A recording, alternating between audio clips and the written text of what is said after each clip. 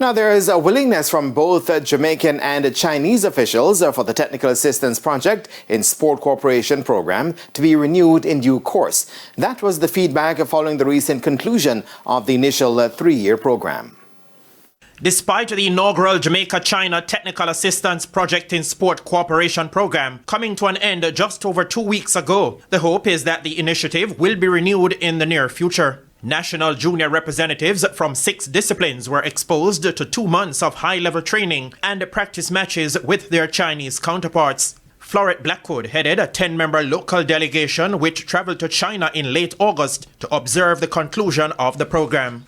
We see many opportunities going forward, an extension of the program as it is, with modifications to ensure that it is even more impactful. There's one area that Blackwood would like to get more attention if the program is renewed.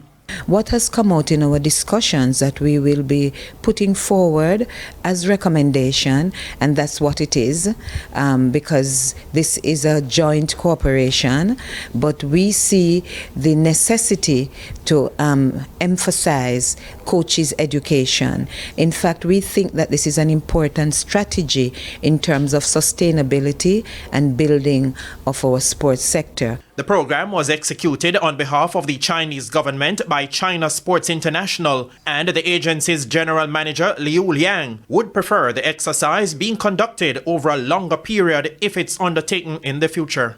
牙买加实际上在田径的整个方面应该有很强的这种优势。 We all know that, especially for the youth athletes training, it's not just a short period of training, like 1 month, 2 months. It needs a long term of planning, of training, of strictly training, of professional coaches.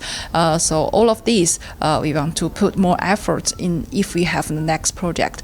We hope that we can continue to work together for the next project. The Jamaican athletes who participated in the program were selected from badminton, women's basketball, women's volleyball, women's football, swimming and gymnastics. Spencer Darlington, TVJ Sports.